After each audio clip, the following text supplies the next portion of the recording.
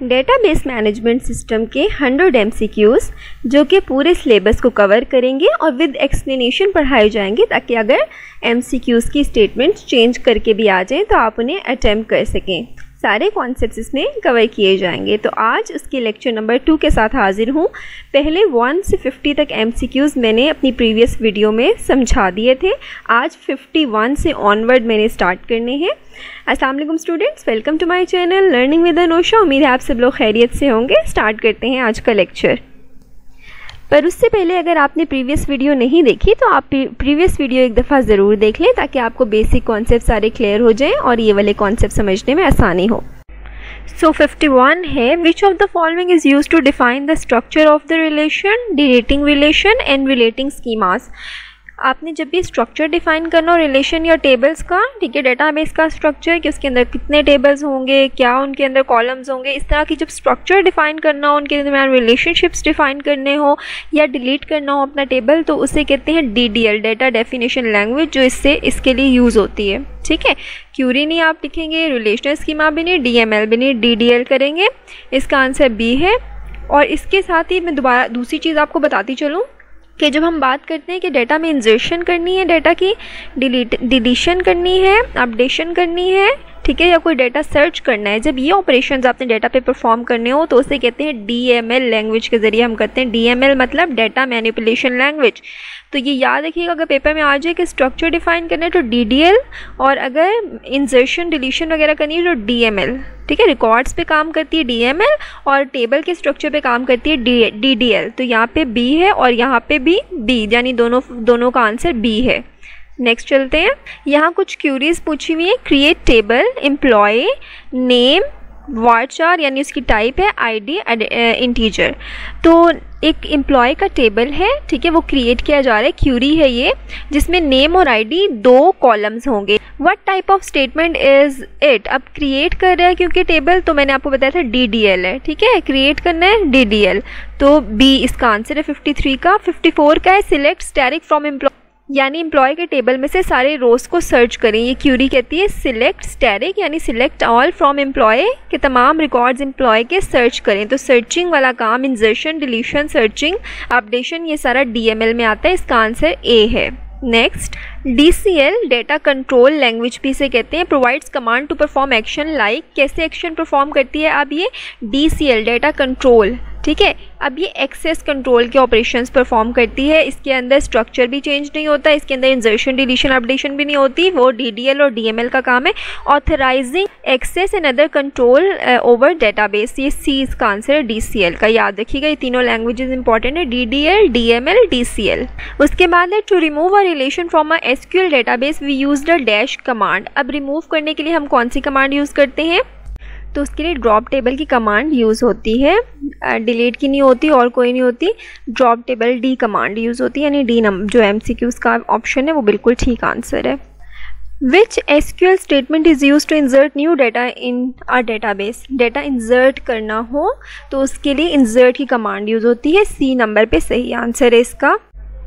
With SQL, how do you select a column named first name from a table named person? तो आपने select करना है column जो है वो फर्स्ट नेम के नाम से, किस टेबल में से? पर्सन के। तो उसके लिए क्यूरी होती है सिलेक्ट फर्स्ट नेम फ्रॉम, और टेबल का नाम है पर्सन। तो ये जो इसका B है ये आंसर ठीक है। सिलेक्ट की क्यूरी होती है, कॉलम का नाम लिखते हैं, फ्रॉम कीवर्ड होता है, और पर्सन टेबल का नाम लिखते हैं। तो इसका आंसर B सही है। 59 पे है, with SQL how can you delete the record where the first name is Peter in person table? तो डिलीट की जो क्यूरी होती है वो कुछ इस तरह से होती है, डिलीट, ठीक है, फ्रॉम टेबल, किस टेबल में से करना है, और वेयर कंडीशन लगाते हैं आप। तो ये इसका जो आंसर है डिलीट फ्रॉम टेबल पर्सन, ये होगा। Where first name is Peter, इसका A ऑप्शन जो है इसका आंसर, ये A ऑप्शन है। ठीक है, बाकी में कहीं पे भी सिंटैक्स सही फॉलो नहीं किया हुआ। Which SQL keyword is use to sort the result set? इनमें से सॉर्टिंग के लिए कौन सा यूज़ होता है? ऑर्डर बाय C यूज़ होता है सॉर्टिंग के लिए, ये बिल्ट इन कीवर्ड है SQL का। The fact that the same operation में apply to 2 or more classes is called what? तो सेम ऑपरेशन है लेकिन वो मल्टीपल क्लासेस पे अप्लाई हो सकता है। ये ऑब्जेक्ट ओरिएंटेड डेटाबेस का कॉन्सेप्ट है और इसे कहते हैं पॉलीमॉर्फिज्म। बी इसका सही आंसर है। Dash is preferred method for enforcing data integrity. Data integrity कहते हैं कंसिस्टेंसी और करेक्टनेस ऑफ डेटा को। तो इनमें से क्या चीज़ इन्फोर्स करते हैं? कंस्ट्रेंट्स इन्फोर्स करते हैं। कंस्ट्रेंट्स आर द रूल्स, ठीक है। ए इसका सही आंसर है, जो इन्फोर्स करते हैं कि डेटा कंसिस्टेंट रहे। अगर कंस्ट्रेंट नहीं होंगे तो आपका डेटा कंसिस्टेंट नहीं रहेगा। अ सिमेंटिक ऑब्जेक्ट क्या है? Semantic object basically is a representation of some identifiable things in the user work environment. ये इसका फर्स्ट बिल्कुल ठीक है कि जो भी ऑर्गेनाइजेशन है, जो भी उसके अंदर ऑब्जेक्ट्स हैं, एलिमेंट्स हैं जिससे रिलेटेड डेटा सेव होना है, उसकी रिप्रेजेंटेशन को सिमेंटिक कहते हैं। The principal difference between the ER model and the semantic model is, अब इनमें डिफरेंस क्या है? जो ER मॉडल होता है वो एंटिटीज़ को बेसिक कॉन्सेप्ट लेके चलता है, entity relationship model ER model. और जो सिमेंटिक मॉडल है वो ऑब्जेक्ट्स को की बेस पे चलता है, ठीक है। याद रखिएगा, तो ए में यही लिखा हुआ है, the ER model sees the concept of entity as basic while the semantic object model sees the concept of semantic object as basic. तो ये ए इसका सही आंसर है। जो बी है ये बिल्कुल ऑपोजिट है, वो बिल्कुल ठीक नहीं है। Both are correct, no. Both are wrong, no. सिर्फ ए इसका सही आंसर है। Next, the term semantic mean, semantic का मतलब क्या होता है? इस सिमेंटिक का मतलब होता है मीनिंग। याद रखिएगा, मीनिंग को सिमेंटिक कहा जाता है। Which of the following is not true of semantic object? इनमें से कौन सा सिमेंटिक ऑब्जेक्ट के बारे में ट्रू नहीं है? ठीक है, always represent physical entities, always provide a sufficient description, are always named, always described a distinct identity. So इसका जो सही आंसर है वो है A, always represent physical entity. जो सिमेंटिक ऑब्जेक्ट्स होते हैं वो ऑर्डर्स भी हो सकते हैं, ठीक है। ऑर्डर्स जो हैं वो ज़रूरी तो नहीं है कि वो फिजिकल एंटिटी ही हो, तो सारी ही एंटिटीज़ जो हैं वो फिजिकल नहीं होती। कुछ ऐसी एंटिटीज़ भी होती हैं जो वर्चुअल होती हैं और लॉजिकल होती हैं। तो ए इसका आंसर है, क्योंकि यही सिमेंटिक ऑब्जेक्ट के बारे में ट्रू नहीं है। Combinations of composite and compound objects are known as, अच्छा अब दो तरह के ऑब्जेक्ट्स हैं, उनको कंबाइन कर देंगे तो उसे हाइब्रिड कहा जाता है। तो ये इसका सही आंसर ए है, hybrid objects. Which of the following relate to or more other objects? इनमें से क्या चीज़ टू और मोर ऑब्जेक्ट्स को रिलेट करती है? तो answer is association object. B is the right answer, क्योंकि जो ऑब्जेक्ट्स की रिलेशंस होते हैं वो एसोसिएशन के साथ आते हैं हमारे पास। Next, a composite object is a semantic object that contains. अब कंपोजिट ऑब्जेक्ट क्या होता है? तो जो कंपोजिट ऑब्जेक्ट है उससे रिलेटेड ये है कि उसमें at least one multi value, simple or group attribute but no object attribute. ये जो इसका आंसर है वो सी आंसर बिल्कुल ठीक है। Single value, simple and group attribute but no object ये गलत है। एटलीस्ट वन ऑब्जेक्ट एट्रीब्यूट भी गलत है। एटलीस्ट वन मल्टी वैल्यू होना चाहिए, simple or group attribute but no object attribute. तो इसका सही आंसर है C. Attributes which have a single element are called. अब सिंगल एलिमेंट का सबको पता है क्या कहलाते हैं? जो सिंगल एलिमेंट्स है वो उसका आंसर है ए ऑप्शन, यानी सिंपल एट्रीब्यूट्स कहा जाता है। जिनके अंदर सिंगल एलिमेंट्स आते हैं, ना उन्हें ग्रुप कहा जाता है, ना सिमेंटिक ऑब्जेक्ट्स कहा जाता है, ना पेयर एट्रीब्यूट्स कहा जाते हैं। तो इसका ए सही आंसर है। A two dimensional table of data is called a group, set, declaration, relation. जी मैंने पिछली वीडियो में आप लोगों को बताया था कि टेबल को रिलेशन भी कहा जाता है। तो इसका डी सही आंसर है। Which of the following are properties of relation? Properties क्या होती हैं एक रिलेशन की? Each attribute has a unique name.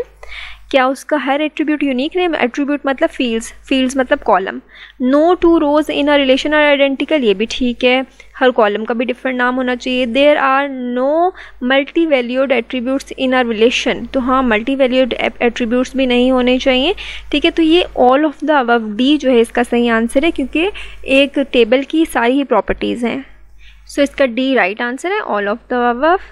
Next है which field listed below is the most appropriate primary key. इनमें से कौन सी प्राइमरी की बन सकती है? पर्सन नेम नहीं बन सकता, उसमें डुप्लीकेशन के चांसेस होते हैं। पर्सन स्ट्रीट एड्रेस, एक स्ट्रीट में बहुत सारे लोग रह सकते हैं, तो ये भी नहीं सही। पर्सनस बर्थ डेट, डेफिनेटली एक दिन पे बहुत सारे स्टूडेंट्स पैदा हो सकते हैं। अगर आपकी मेरी क्लास में मल्टीपल स्टूडेंट्स हैं तो ये भी ज़रूरी नहीं। A person social security number, ये इसका सही आंसर है, क्योंकि वो यूनिक होता है। तो डी इसका राइट आंसर है, प्राइमरी की हमेशा यूनिक होती है। नेक्स्ट है, अ प्राइमरी की that consist of more than one attribute is called composite key, जिसके अंदर मल्टीपल एट्रीब्यूट्स को मिलाकर प्राइमरी की बने उसे कंपोजिट की कहा जाता है। फॉरेन की तो रिलेशनशिप्स के लिए यूज़ होती है, बाकी कोई आंसर ठीक नहीं है, सिर्फ बी सही है इसका answer. A dash is a computer program whose primary purpose is entering and retrieving information from a computerized database। तो डेटाबेस के साथ जिसने एक ऐसा स्पेशल प्रोग्राम जो डेटाबेस के साथ अटैच करके बनाया जाए, जिसका काम ही हो कि डेटाबेस से डेटा को एक्सेस कर सके, एंटर कर सके, रिट्रीव कर सके, उसे कहा जाता है डेटाबेस एप्लीकेशन, यानी बी इसका सही आंसर है। नेक्स्ट है, the form are design for the following. Design क्यों किए जाते हैं? फॉर्म का बेसिक पर्पज़ होता है डेटा इनपुट करना। तो फॉर्म्स जब भी उसका नाम आएगा तो आपके जहन में होना चाहिए कि डेटा इनपुट के लिए यूज़ होता है, जो रिपोर्ट्स होती हैं वो डेटा आउटपुट के लिए या प्रिंटेड फॉर्म में डेटा को प्रिंट करने के लिए यूज़ होती हैं। The following object is not use to enter data into the database. अब इनमें से कौन सा है जो डेटाबेस में डेटा एंटर करने के लिए नहीं यूज़ होता? क्यूरीज के जरिए भी आप डेटा एंटर कर सकते हैं, इंसर्ट इनटू की क्यूरी अभी थोड़ी देर पहले बताई है मैंने आपको। फॉर्म्स के ज़रिए तो होता ही डेटा इनपुट है। रिपोर्ट्स जो हैं उनके ज़रिए डेटा इनपुट नहीं होता, तो रिपोर्ट्स इसका बी सही आंसर है। Which of the following is not related to a relational database. इनमें से क्या चीज़ है जो रिलेशनल डेटाबेस से रिलेट नहीं करती? सिलेक्शन का मतलब होता है रोज़ को किसी क्राइटेरिया की बेस पर सर्च करना, ये होता है रिलेशनल डेटाबेस में। प्रोजेक्शन का मतलब है कॉलम्स को सिलेक्ट करना, ये भी होता है। ज्वाइनिंग का मतलब तो दो टेबल्स में से डाटा कंबाइन करके सर्च करना, ये भी है इसके अंदर। तो ये इसका आंसर होगा D, none of the above, क्योंकि ये तीनों ही ऑप्शन रिलेशनल डेटाबेस में एग्जिस्ट करती हैं। नेक्स्ट है, the identification of data objects in the relationship to other data object is. अब डेटा ऑब्जेक्ट से रिलेटेड जब बात आ रही है तो उसे कहते हैं डेटा मॉडलिंग। जब आपके डेटा से रिलेटेड रिलेशनशिप्स वगैरह की बात आती है तो उसे डेटा मॉडलिंग कहा जाता है, तो इसका बी सही आंसर है। नेक्स्ट है, what are the different views to display a table. Table को डिस्प्ले करने के लिए माइक्रोसॉफ्ट एक्सेस की बात हो रही है, कितने व्यूज़ हैं? डेटा शीट व्यू होता है, डिज़ाइन व्यू होता है, पिवट टेबल या पिवट चार्ट व्यू होता है, ये तीनों ही व्यूज़ होते हैं, तो ऑल ऑफ द अबव इसका डी सही आंसर है। Next is Microsoft Access Microsoft Access क्या है? सबने नाम सुना हुआ है, डेटाबेस मैनेजमेंट सिस्टम है, लेकिन कौन सा? रिलेशनल है, ऑब्जेक्ट ओरिएंटेड है, ऑब्जेक्ट रिलेशनल है, नेटवर्क है, किस पे बेस करे? तो ये RDBMS है, यानी रिलेशनल डेटाबेस मैनेजमेंट सिस्टम है, इसका ए राइट आंसर है। उसके बाद है, dash enables you to view data from a table based on a specific criterion. Condition की बेस पे डेटा व्यू करना क्यूरी के ज़रिए हो सकता है, तो इसका बी सही आंसर है, क्यूरी।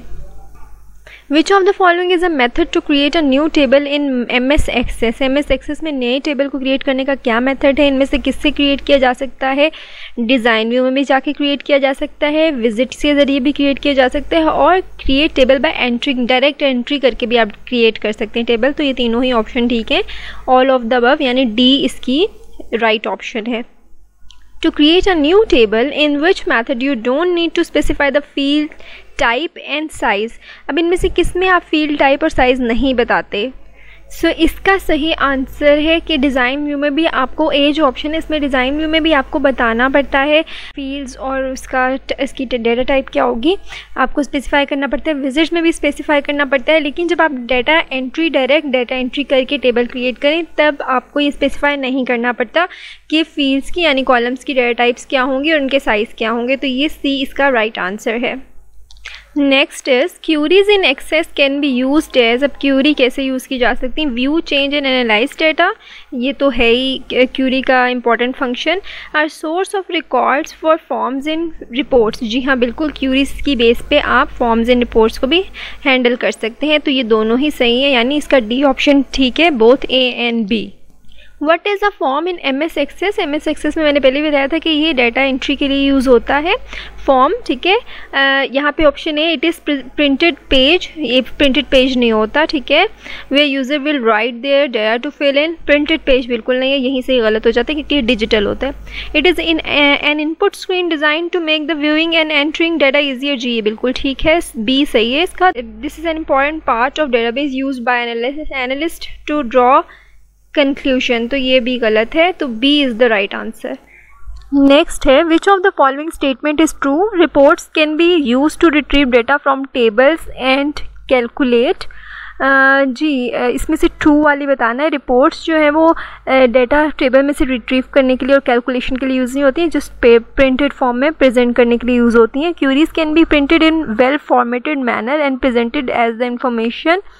क्यूरीज को भी डेफिनेटली रिपोर्ट्स के जरिए प्रिंट किया जाता है, तो ये भी ठीक नहीं लग रहा। Queries can include calculated fields that do not exist in table. जी हाँ, क्यूरीज में आप कैलकुलेशन करवा सकते हैं, सम करवा सकते हैं, एवरेज और इस तरह के फंक्शंस अप्लाई कर सकते हैं क्यूरीज पे, ठीक है। यानी इस पर कुछ ना कुछ आप कैलकुलेशन कर सकते हैं क्यूरीज पे, ग्रेटर देन है, लेस देन है, इस तरह के क्राइटेरियाज लगा सकते हैं। तो ये सी इसका राइट आंसर लग रहा है, क्योंकि ट्रू स्टेटमेंट पूछी गई। Reports and forms are similar but forms are use to print. Form print के लिए यूज़ नहीं होती, यहीं पर ये स्टेटमेंट गलत हो गई, फॉर्म्स इनपुट के लिए यूज़ होते हैं।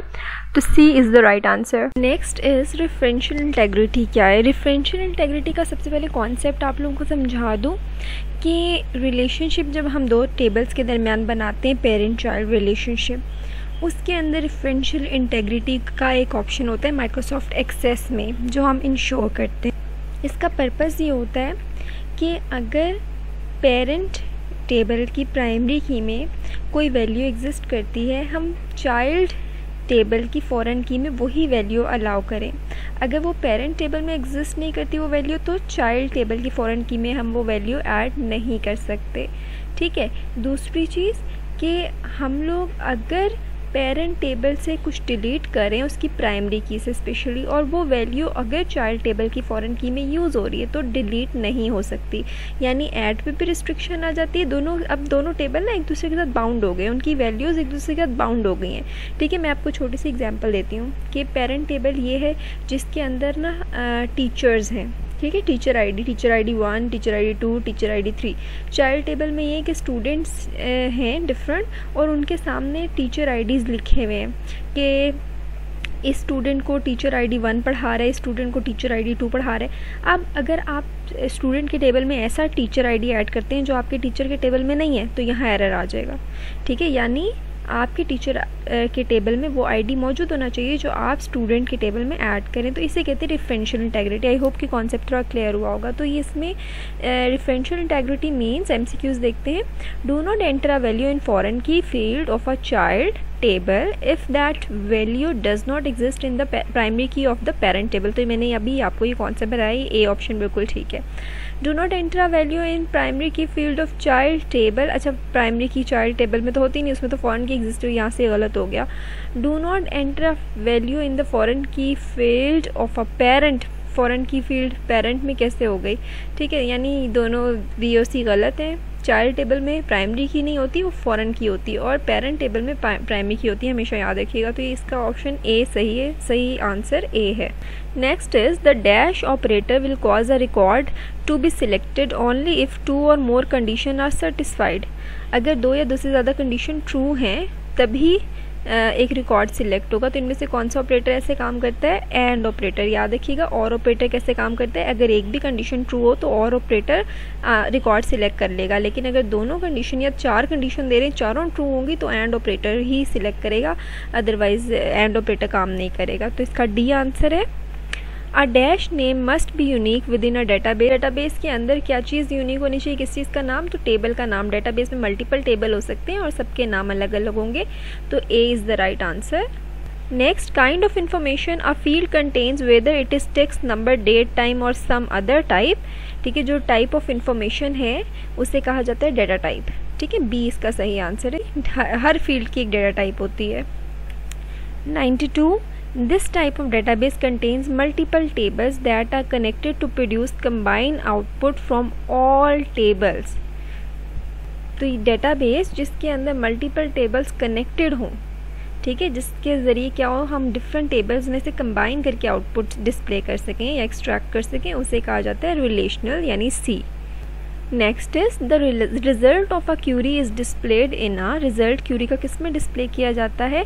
रिकॉर्ड में, क्यूरी डेटा सेट में, क्यूरी टेबल में या फॉर्म में? तो क्यूरी टेबल में रिजल्ट डिस्प्ले किया जाता है in Microsoft Access, and C is the right answer. Next is which of the following is a database management system, इनमें से डेटाबेस मैनेजमेंट सिस्टम कौन सा है? तो आप ना इस स्लाइड के ऊपर भी देख रहे हैं, बल्कि मेरी तमाम स्लाइड्स के ऊपर आपने देखा है MySQL, SQL server, Oracle, Microsoft Access, ये सारे डेटाबेस मैनेजमेंट सिस्टम है। तो इसमें ओरेकल मौजूद है, तो ओरेकल डेटाबेस मैनेजमेंट सिस्टम है। MS वर्ड और लोटस जो है वो डेटा स्टोरेज के लिए यूज़ नहीं होते, बल्कि ओरेकल यूज़ होते हैं। तो C is the right answer. Next, which of the following is not a type of Microsoft Access database object. Access में क्यूरीज भी होती हैं, फॉर्म्स भी होते हैं, टेबल्स भी होते हैं, वर्क बुक्स नहीं होती। तो 20 का राइट आंसर है।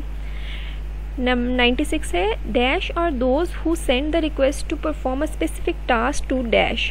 अब कौन रिक्वेस्ट करता है और किसको करता है? क्लाइंट रिक्वेस्ट करते हैं सर्वर को, ताकि कोई स्पेसिफिक टास्क परफॉर्म करें। क्लाइंट सर्वर इन्वायरमेंट में यही होता है ना, सर्वर कुछ सर्विसेज देता है, क्लाइंट पहले रिक्वेस्ट करता है, सर्वर उसे रिस्पॉन्ड करता है। तो क्लाइंट रिक्वेस्ट करता है, सर्वर जो है वो रिस्पॉन्ड करता है। तो इसका A आंसर सही है।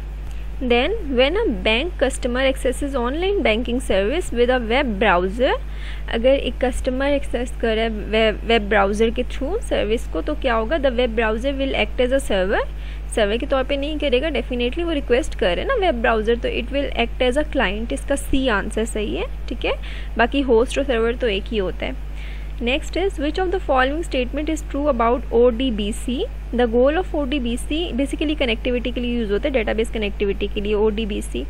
The goal of ODBC is to make it possible to access any data from any application. Data access करने के लिए यूज़ होता है। Both the application and DBMS must be ODBC compliant. ये भी बहुत ज़रूरी है। ODBC आप एप्लीकेशन बना रहे हैं, डेटाबेस के साथ कनेक्टिविटी करने के लिए ODBC यूज़ होगा। आप डेफिनेटली दोनों कंप्लाइंट होना ज़रूरी है। The application must be capable of issuing ODBC commands and the database management system must be capable of responding. बिल्कुल ऐसा ही है कि फ्रंट एंड पे ODBC कनेक्टिविटी हुई हुई, फ्रंट एंड पे आप कुछ इंजर्शन करना चाहते हैं डेटा की, ठीक है, तो आपका ODBC का जो कनेक्टिविटी सिस्टम है वो कंप्लाइंट होना चाहिए। आपकी डेटाबेस रिस्पॉन्ड करे, आपकी जो फ्रंट एंड है वो रिक्वेस्ट करे, यानी आपकी एप्लीकेशन रिक्वेस्ट करे। तो ये सारे ही ऑप्शंस ठीक है, इसका D आंसर है। Next, using dash you as an application developer can develop, compile and ship an application without targeting a specific DBMS। तो ODBC को यूज़ करते हुए आप कनेक्टिविटी की आपको ऑप्शन मिल जाती है, और आप without using any specific tool इसके ज़रिए कनेक्टिविटी कर लेते हैं। क्यूरीज के ज़रिए जो आपकी रिक्वेस्ट है वो आपकी डेटाबेस तक चली जाती है, यानी ODBC इज़ द कनेक्टिविटी, ठीक है। इसके अंदर हम क्यूरीज यूज़ करते हैं, बट आपने इसका जो आंसर लगाना है वो B लगाना है, क्योंकि मेन चीज़ ODBC है, ठीक है। Connectivity is the main thing. उसके बाद लास्ट MCQ है, which of the following term is best defined by statement, ठीक है। स्टेटमेंट से कौन सी टर्म जो है बेस्ट डिफाइन होती है? The client sends structured query language request to the server which are transmitted as message across the net. तो SQL Curie जब भेजी जाएगी तो क्यूरी हमेशा डेटाबेस सर्वर्स के थ्रू ही उस पर अमल किया जाता है, डेटाबेस सर्वर्स के थ्रू ही हैंडल की जाती है। तो इसका आंसर B है, क्योंकि क्यूरीज़ का जिक्र आ रहा है। अगर क्यूरीज़ का जिक्र ना आता तो हम कुछ और कंसीडर कर सकते थे, बट इसका आंसर, क्योंकि क्यूरीज़ का जिक्र, इसका आंसर B है। तो इसके साथ ही हमारे DBMS यानी डेटाबेस मैनेजमेंट सिस्टम के MCQs फिनिश होते हैं। उम्मीद है आपकी बहुत सारी तैयारी हो गई होगी और इंशाल्लाह आपको पेपर बहुत ही ईजी आएगा। अपना बहुत ख्याल रखें और मेरे चैनल को सब्सक्राइब करें ताकि नेक्स्ट आने वाली तमाम लेक्चर्स और वीडियोस आपको मिलती रहें। अपना बहुत ख्याल रखें। अल्लाह हाफ़िज़।